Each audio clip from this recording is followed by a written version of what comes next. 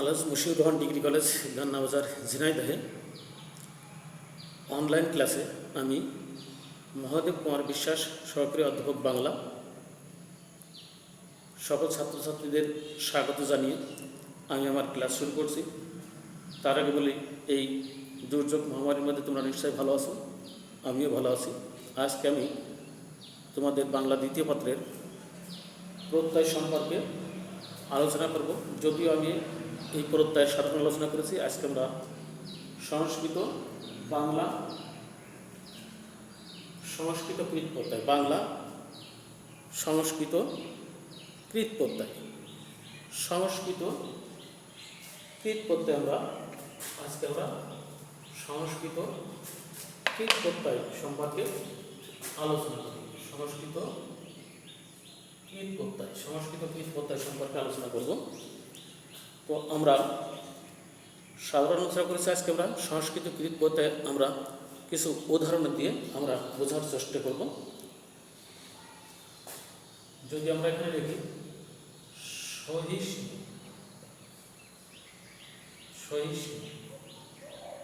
সহিষ্ণু, আমরা লিখতে পারি সহযোগ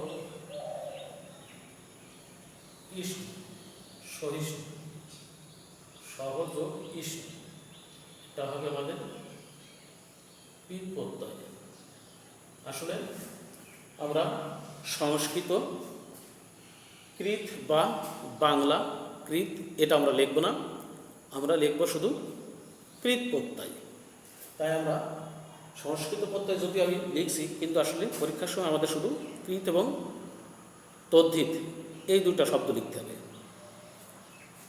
তারপরে আমরা লিখতে পারি ক্রেতা, ক্রেতা আমরা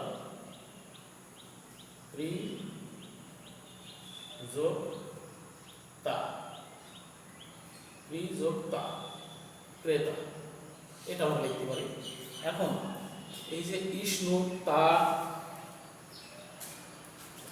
শূন্য, কীট, অন, অনট, পয়তয় রশ্মি, উক, মান, সানস, অপ, এই যে প্রত্যয়গুলো আছে, এই প্রত্যয়গুলো কি কি সেটা আমাদের বই থেকে আমাদের আগে ধারণা নিতে হবে। কারণ আমার প্রত্যয় না জানা থাকলে আমি একটা শব্দের সাথে কোন প্রত্যয় যুক্ত হলে সেই শব্দটা সঠিকভাবে প্রত্যয় নির্ণয় করা সম্ভব, সেটা কিন্তু সম্ভব না।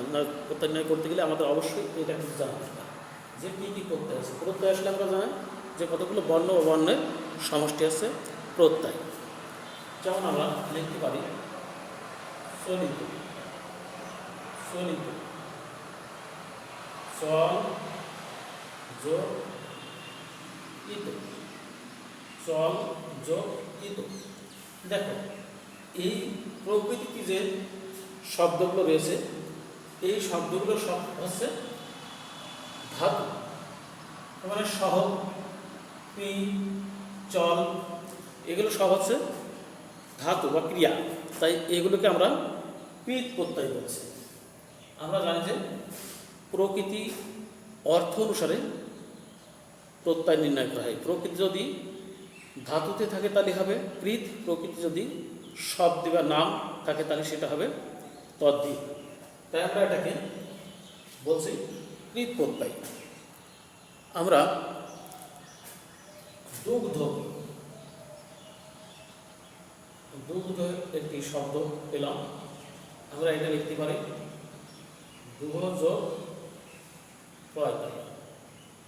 এখন এখানে যদি প্রকৃতি প্রত্যয়টা, এই প্রকৃতি যদি বা প্রত্যয়টা যদি না জানো তাহলে আসলে এটা লেখা সম্ভব নয়। কি প্রত্যয় এটা জানা সম্ভব, আমরা সেটা প্রকৃতি ধরে চিনতে পারি। কিন্তু এই যে কীভাবে ভাঙানো হলো, ভাঙলো, শব্দটার মূল কোথা থেকে আসলো, এটা পড়তে হয়, এটা অবশ্যই তোমাদের পড়ে নিতে হবে। আমরা লিখতে পারি বক্তব্য, বক্তব্য, বস যোগ তব্য, আমরা লিখব কৃত প্রত্যয়। আর এ দেখো, আমি আগে প্রত্যয় আগে একটা করে ধাতু চিহ্ন দিচ্ছি। আসলে এটা রুট না, কিন্তু এটা ধাতু চিহ্ন। দেখবা এই ধাতু চিহ্নটা সবসময় কৃত প্রত্যয়ের আগে এই ধাতু চিহ্নটা বসে, তাই এই ধাতু চিহ্নটা আমাদের অবশ্যই দিতে হবে। আমরা চরিত্র চরিত্র আমরা বিশ্লেষণ করতে পারি। চর যোগ ইত্ত, চর যোগ ইত্ত, চরিত্র, চর যোগ ইত্ত, এটা আমরা করতে পারি। আমরা তারপরে করতে পারি বর্ধমান, বর্ধমান, বৃহৎ যোগ মান অথবা সাংস,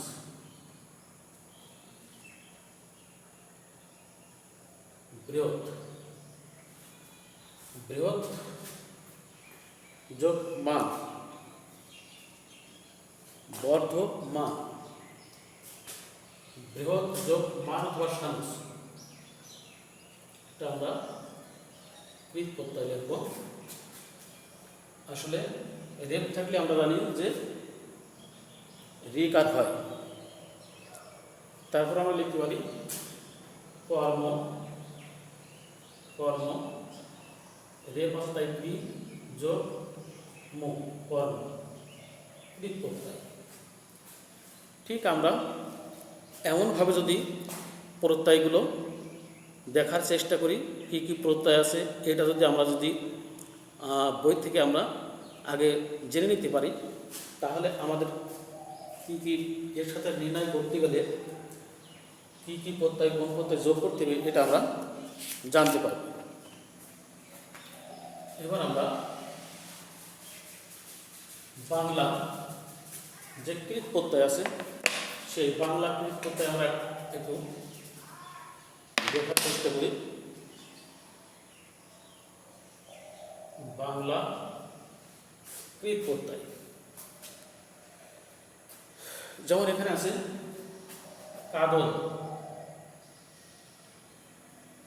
কাদল, কাদ যোগ অন, কাদল, এটা হচ্ছে কৃত প্রত্যয়, কৃত প্রত্যয়, কাদল, কাদ যোগ অন।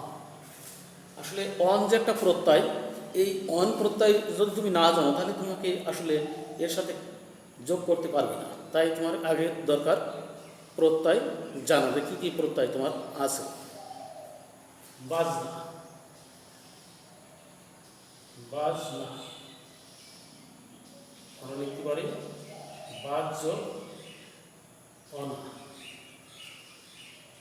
বাজ যোগ অনা, বাজনা, বাজ যোগ অনা, বাজনা। তারপর আমরা লিখতে পারি ঝুলন্ত, ঝুলন্ত, ঝুল যোগ অন্ত, ঝুল যোগ অন্ত, ঝুলন্ত, কৃত প্রত্যয়। দেখো যে আমরা খুব সহজেই প্রত্যয় নির্ণয় করতে পারবো, যদিও নিয়মের কিছু কিছু নিয়ম আছে, কিন্তু তারপরও আমরা যদি কি কি প্রত্যয় আমাদের আছে এইটা যদি জানি তাহলে আমি খুব সহজে লিখতে পারবো। নিরানি, কি শব্দ আছে নিরানি, আমরা লিখতে পারি নীল যোগ আনি, নিরানি, কৃত প্রত্যয়, নীল যোগ আনি। এমনইভাবে আমরা লিখতে পারি লিখিয়ে, লিখিয়ে,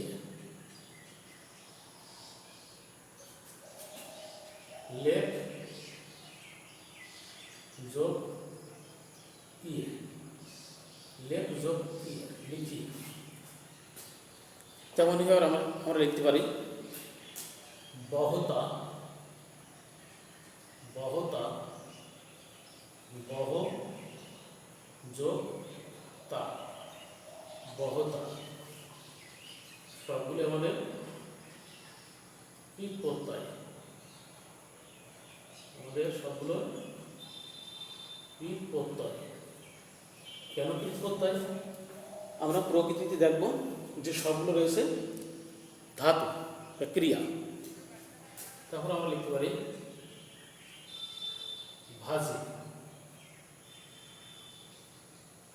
ভাজ যোগ রস্বই, ভাত যোগ রস্বই, ভাজি। আমরা লিখতে পারি কৃত প্রত্যয়। তারপর আমাদের রয়েছে ঝর্ণা,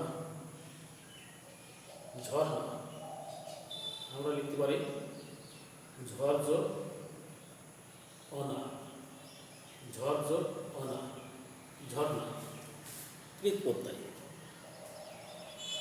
তারপর আমরা লিখতে পারি সাঁতার,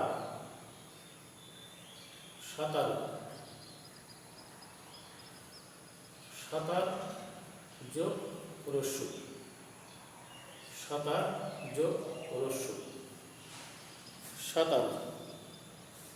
যদিও এগুলো তদ্ধিত প্রত্যয় সাঁতার, তাই এখানে আমরা এটাকে লিখতে পাচ্ছি না সাঁতার, যেহেতু একটা অর্থ রয়ে গেছে, তাই আমরা এটাকে লিখতে পারছি না। আমরা একটা শব্দ লিখি কীর্তি, কীর যোগ তি, কীর যোগ তি, কীর্তি। আমরা এমনইভাবে এই শব্দগুলো আমরা প্রত্যয় নির্ণয় করতে পারবো। এইভাবে আমরা যদি লেখার চেষ্টা করি তাহলে আমরা অবশ্যই প্রত্যয় নির্ণয় করব। আরেকটা শব্দ আমাদের এখানে আছে দর্শন। এই দর্শন শব্দটা আমরা একটা নিয়মের মধ্যে আনতে পারি যে রেপ থাকলে আমাদের রিকার আমরা শব্দের সাথে, যে শব্দের আগে রেপ রয়েছে পরে, রেপ তো শব্দের পরে, রেপের আগে যে শব্দ রয়েছে তার সাথে আমরা রিকার করব। তাহলে দ্রি, এই রেপটা রয়েছে দ্বিতীয় বর্ণ, তাহলে আমরা সেই পর্যন্ত নেব দৃশ যোগ অন, দর্শক। এটা আমরা লিখতে পারি এবং আমরা কৃত প্রত্যয় করতে পারি। আবার ভয়, ভয়, এখানে প্রথমে যদি ব্যঞ্জন বর্ণ শব্দ যাই থাকে না কেন অন্তস্থ থাকে, শব্দের শেষে যে অন্তস্থ থাকে, তাহলে সেই অন্তস্থ যেখানে আছে সেই শব্দের আগে হবে রস্যি বা দীর্ঘা। আর অ থাকলে অন্তস্থ থাকে অ অথবা অল হয়, তাহলে ভি যোগ অ অথবা অল। এটা আমাদের একটা নিয়ম যে শব্দের পরে যদি শেষে যদি অন্তস্থ থাকে সেই অন্তস্থা অ হয়ে যায়, অ অথবা অল হয়, আর তার আগে যে বর্ণ থাকে সেই বর্ণর সাথে রস্যিকার বা দীর্ঘিকার হয়।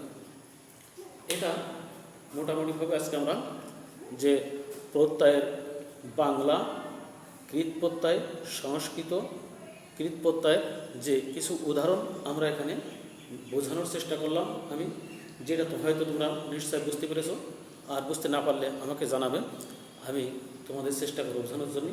তো যাই হোক, আজ এই পর্যন্ত। আগামী দিন আমরা এর পরের যে প্রত্যয় আছে সেই সম্পর্কে আলোচনা করব।